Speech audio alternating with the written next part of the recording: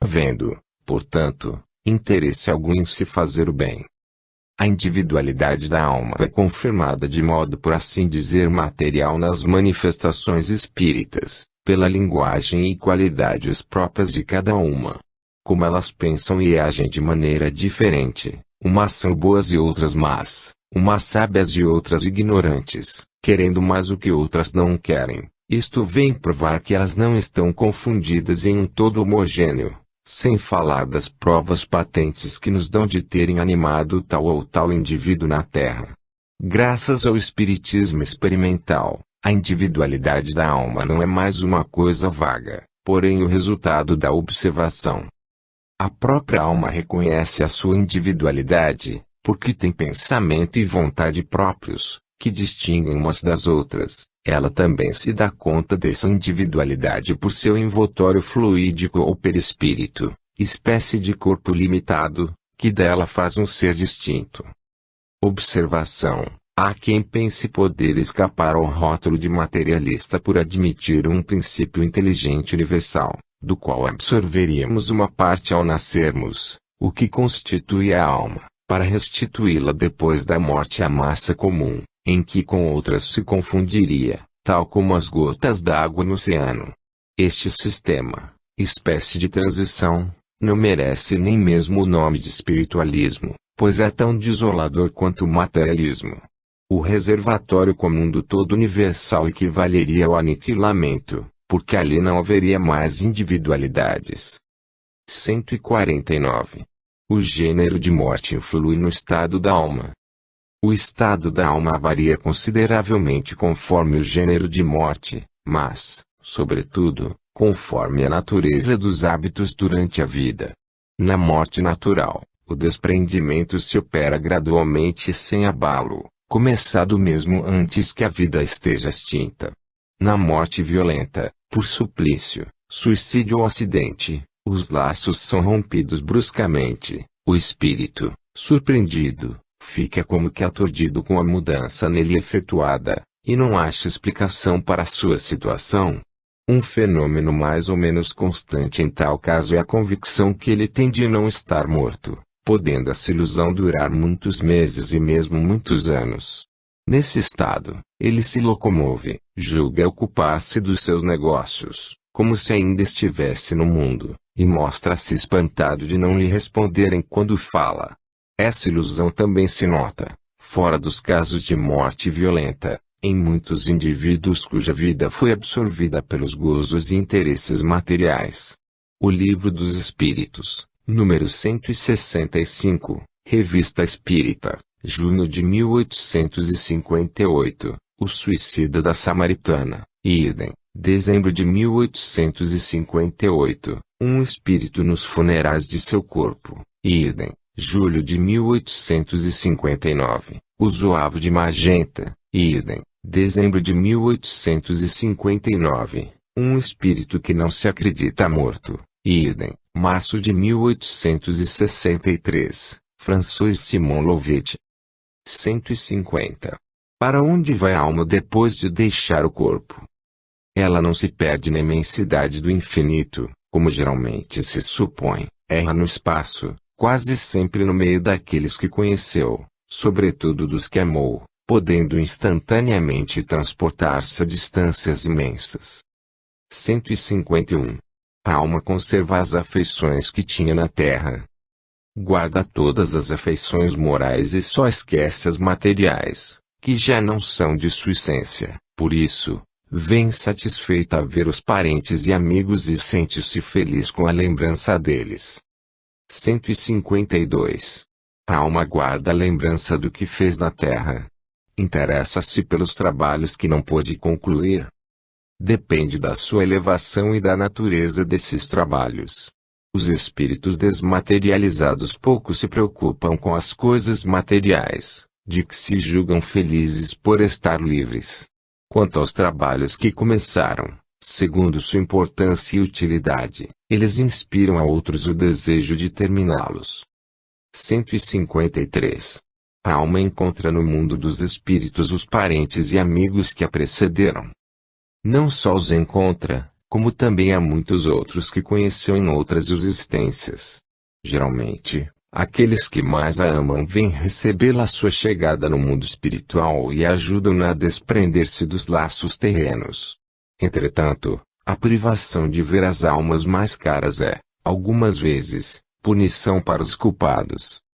154. Qual é, na outra vida, o estado intelectual e moral da alma da criança morta em tenra idade? Suas faculdades conservam-se na infância, como durante a vida. O desenvolvimento incompleto dos órgãos da criança não dava ao espírito a liberdade de se manifestar completamente, livre desse envoltório. Suas faculdades são as mesmas de antes da sua encarnação. Não tendo passado mais que alguns instantes na vida, o espírito não sofre modificação nas faculdades. Observação: nas comunicações espíritas, o espírito de uma criança pode, pois, falar como de um adulto porque pode ser espírito adiantado. Se, algumas vezes, adota a linguagem infantil, é para não tirar a mãe o encanto que sempre está ligado à afeição de um ser frágil e delicado, cercado das graças da inocência. Revista Espírita, janeiro de 1858. Mãe, estou aqui. A mesma questão pode ser formulada acerca do estado intelectual da alma dos cretinos, dos idiotas e dos loucos depois da morte. Sua solução se encontra na explicação precedente. 155. Que diferença há, depois da morte, entre a alma do sábio e a do ignorante, entre a do selvagem e a do homem civilizado?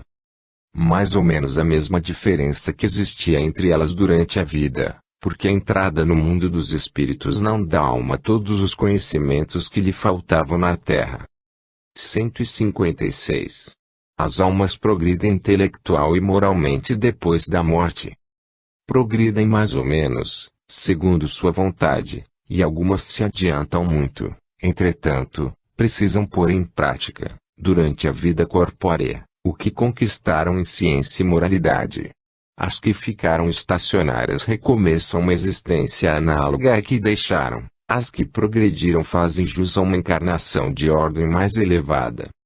Sendo o progresso proporcional à vontade do espírito, muitos deles conservam por longo tempo os gostos e as inclinações que tinham durante a vida e prosseguem nas mesmas ideias.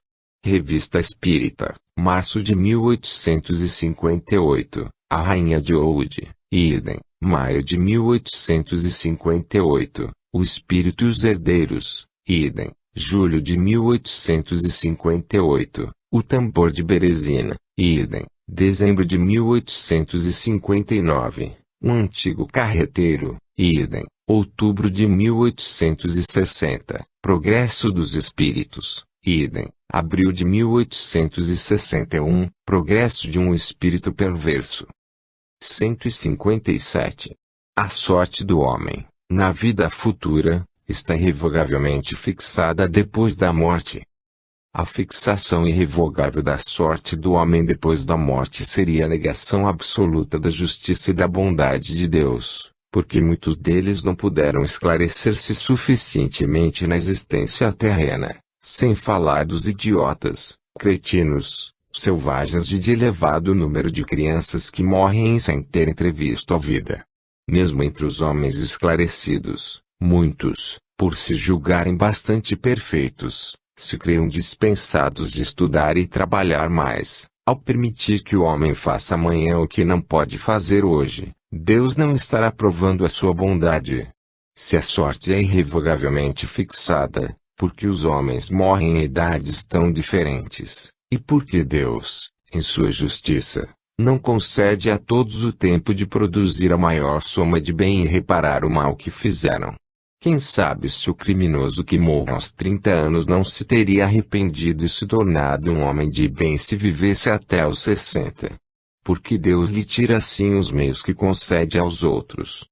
Só o fato da diversidade das durações da vida e do estado moral da grande maioria dos homens prova a impossibilidade, admitida a justiça divina, de ser a sorte da alma irrevogavelmente fixada depois da morte.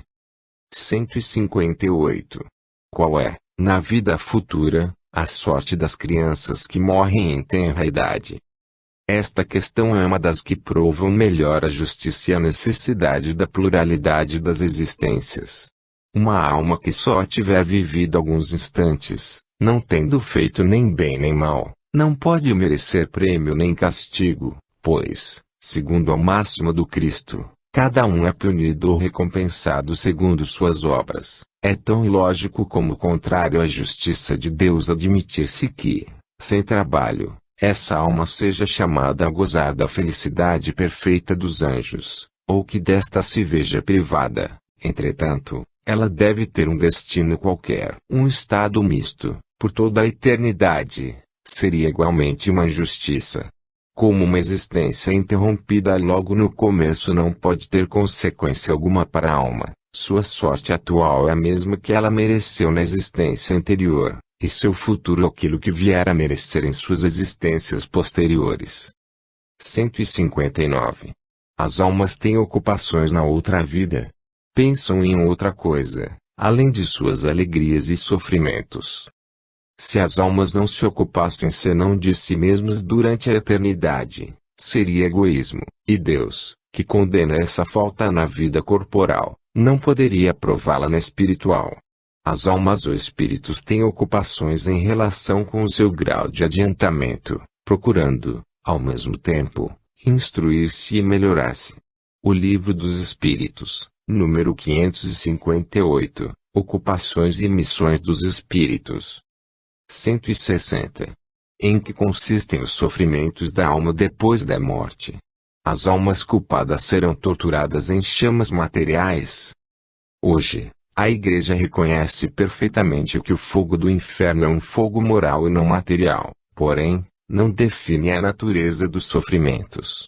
As comunicações espíritas nos desvendam esses sofrimentos e, por meio delas, podemos apreciá-los e convencer-nos de que, apesar de não resultarem de um fogo material, que, efetivamente, não poderia queimar almas imateriais, nem por isso eles deixam de ser mais terríveis, em certos casos. Essas penas não são uniformes, variam ao infinito, segundo a natureza e o grau das faltas cometidas, sendo quase sempre essas mesmas faltas o instrumento do seu castigo. É assim que certos assassinos são obrigados a permanecer no próprio lugar do crime e a contemplar suas vítimas incessantemente, que o homem de gostos sensuais e materiais conserva esses mesmos gostos juntamente com a impossibilidade material de satisfazê-los, o que, para eles, é uma tortura, que certos avarentos julgam sofrer o frio e as privações que suportaram na vida por avareza. Outros veem ouro e sofrem por não os poderem palpar, outros se conservam junto aos tesouros que enterraram, em transes perpétuos, com medo de que alguém os roube. Em suma, não há um defeito, uma imperfeição moral, um ato mau que não tenha o seu reverso e suas consequências naturais no mundo espiritual, e, para isso, não há necessidade de um lugar determinado e circunscrito. Onde quer que se ache o espírito perverso, o inferno estará com ele.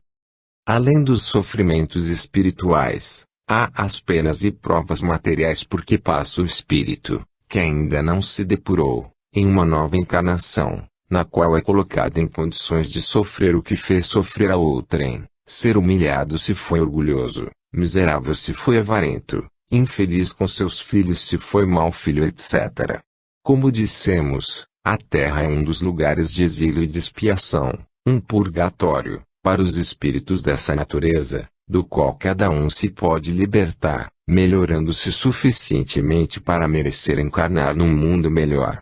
O Livro dos Espíritos, número 237, Percepções, Sensações e Sofrimentos dos Espíritos, idem. Livro 4, Esperanças e Consolações, Penas e Gozos Terrenos, Penas e Gozos Futuros, Revista Espírita, março de 1858, O Assassino Lemaire, idem, junho de 1858, O Suicida da Samaritana, idem, dezembro de 1858, Sensações dos Espíritos, idem, outubro de 1859, O Pai Crepin, idem, fevereiro de 1860, Stelle Riquer, idem, agosto de 1860, o suicida da rua Quincampoix, idem, outubro de 1860, o castigo, idem, dezembro de 1860,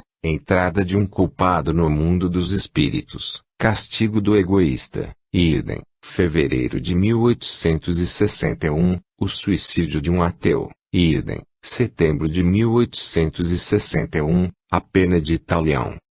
161. A prece será útil às almas sofredoras. Todos os espíritos bons a recomendam e os imperfeitos a pedem como meio de aliviar os seus sofrimentos.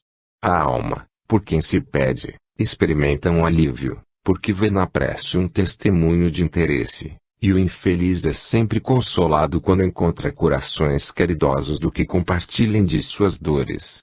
Por outro lado, pela prece provoca-se o arrependimento e o desejo de fazer o que é necessário para ser feliz. É nesse sentido que se pode abreviar o sofrimento do espírito, se, por sua vez, ele contribui com a sua boa vontade. O Livro dos Espíritos, número 664, Revista Espírita, dezembro de 1859, Refeitos da Prece sobre os Espíritos Sofredores. 162. Em que consistem os gozos das almas felizes? Elas vivem eternamente em contemplação. A justiça exige que a recompensa seja proporcional ao mérito, como a punição à gravidade da falta. Há, pois, graus infinitos nos gozos da alma, desde o instante em que ela entra no caminho do bem, até aquele em que atinge a perfeição. A felicidade dos espíritos bons consiste em conhecerem todas as coisas, em não sentirem ódio, nem ciúme, nem inveja, nem ambição, nem qualquer das paixões que causam a desgraça dos homens. Para eles, o amor que os une é fonte de suprema felicidade. Não experimentam as necessidades, nem os sofrimentos, nem as angústias da vida material. O estado de contemplação perpétua seria uma felicidade estúpida e monótona, seria a felicidade do egoísta, uma existência completamente inútil.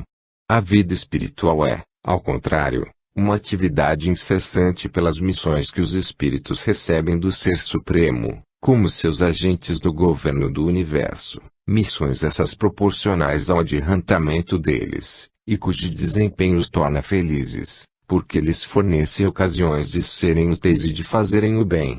O Livro dos Espíritos, número 558, Ocupações e Missões dos Espíritos, Revista Espírita, outubro de 1860, Os Espíritos Puros, Morada dos Bem-Aventurados, idem, junho de 1861, Sra. Anais Gordon.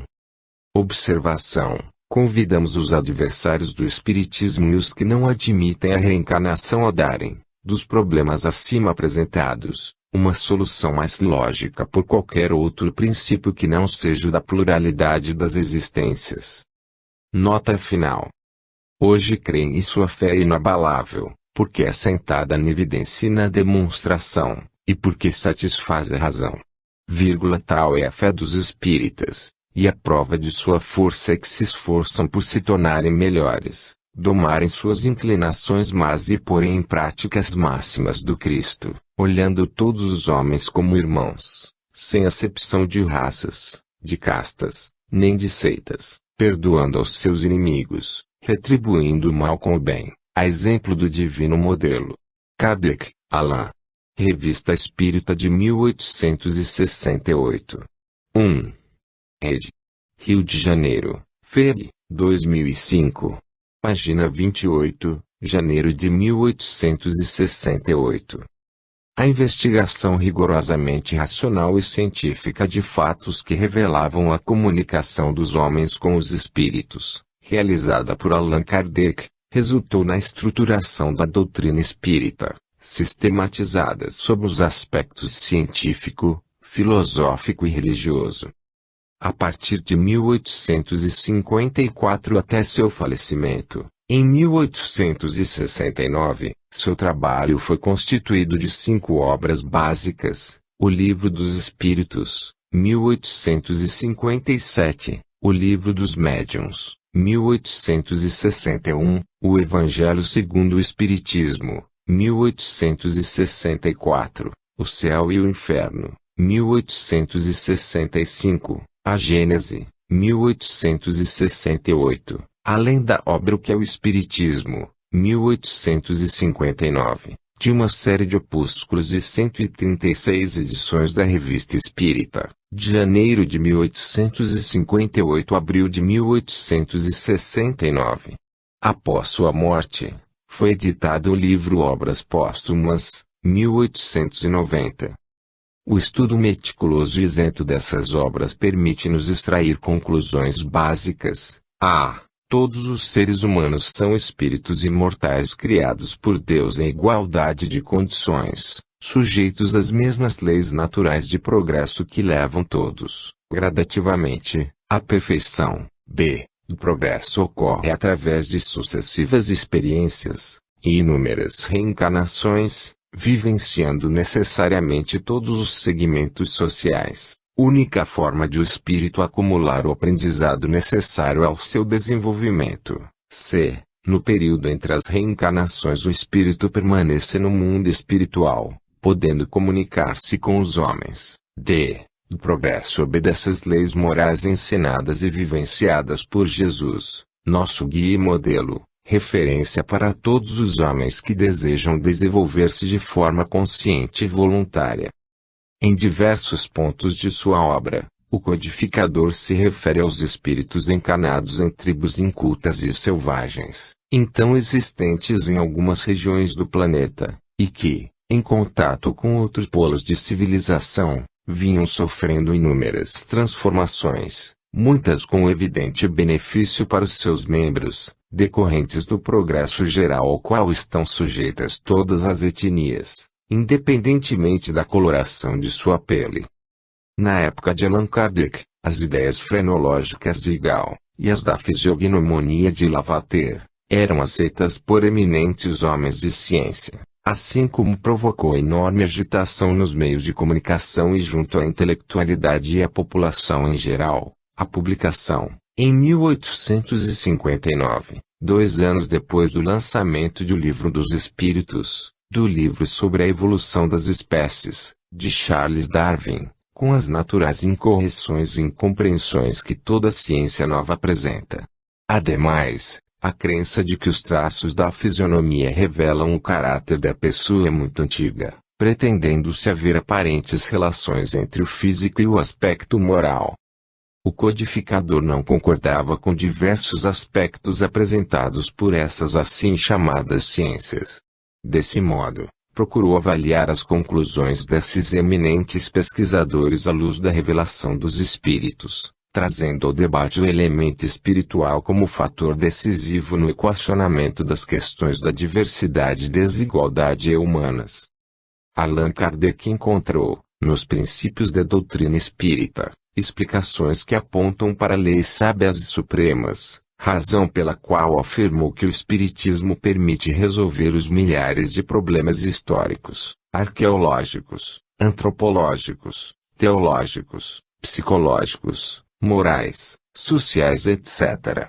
Revista Espírita, 1862, página 401. De fato, as leis universais do amor, da caridade, da imortalidade da alma, da reencarnação, da evolução constituem novos parâmetros para a compreensão do desenvolvimento dos grupos humanos, nas diversas regiões do orbe. Essa compreensão das leis divinas permite a Allan Kardec afirmar que o corpo deriva do corpo, mas o espírito não procede do espírito. Entre os descendentes das raças apenas há a consanguinidade. O Livro dos Espíritos, item 207. Páginas 176, o Espiritismo, restituindo ao espírito seu verdadeiro papel na criação, constatando a superioridade da inteligência sobre a matéria, faz com que desapareçam, naturalmente, todas as distinções estabelecidas entre os homens, conforme as vantagens corporais e mundanas, sobre as quais só o orgulho fundou as castas e os estúpidos preconceitos de cor. Revista Espírita, 1861, página 432. Os privilégios de raças têm sua origem na abstração que os homens geralmente fazem do princípio espiritual, para considerar apenas o ser material exterior. Da força ou da fraqueza constitucional de uns, de uma diferença de cor em outros, do nascimento na opulência ou na miséria, da filiação consanguínea nobre ou plebeia, concluíram por uma superioridade ou uma inferioridade natural. Foi sobre este dado que estabeleceram suas leis sociais e os privilégios de raças. Deste ponto de vista circunscrito, são consequentes consigo mesmos, porquanto, não considerando senão a vida material, certas classes parecem pertencer, e realmente pertencem, a raças diferentes. Mas se tomar seu ponto de vista do ser espiritual, do ser essencial e progressivo, numa palavra, do espírito, preexistente e sobrevivente a tudo cujo corpo não passa de um invólucro temporário, variando, como a roupa, de forma e de cor, se, além disso, do estudo dos seres espirituais ressalta a prova de que esses seres são de natureza e de origem idênticas, que seu destino é o mesmo, que todos partem do mesmo ponto e tendem para o mesmo objetivo, que a vida corporal não passa de um incidente, uma das fases da vida do espírito, necessária ao seu adiantamento intelectual e moral, que em vista desse avanço o espírito pode sucessivamente revestir envoltórios diversos, nascer em posições diferentes, chega-se à consequência capital da igualdade de natureza e, a partir daí, a igualdade dos direitos sociais de todas as criaturas humanas e a abolição dos privilégios de raças. Eis o que ensina o Espiritismo. Vós que negais a existência do espírito para considerar apenas o homem corporal, a perpetuidade do ser inteligente para só encarar a vida presente, repudiais o único princípio sobre o qual é fundada, com razão, a igualdade de direitos que reclamais para vós mesmos e para os vossos semelhantes. Revista Espírita, 1867, página 231. Com a reencarnação, desaparecem os preconceitos de raças e de castas, pois o mesmo espírito pode tornar a nascer rico ou pobre, capitalista ou proletário, chefe ou subordinado, livre ou escravo, homem ou mulher. De todos os argumentos invocados contra a injustiça da servidão e da escravidão, contra a sujeição da mulher à lei do mais forte, nenhum há que prime, em lógica, ao fato material da reencarnação.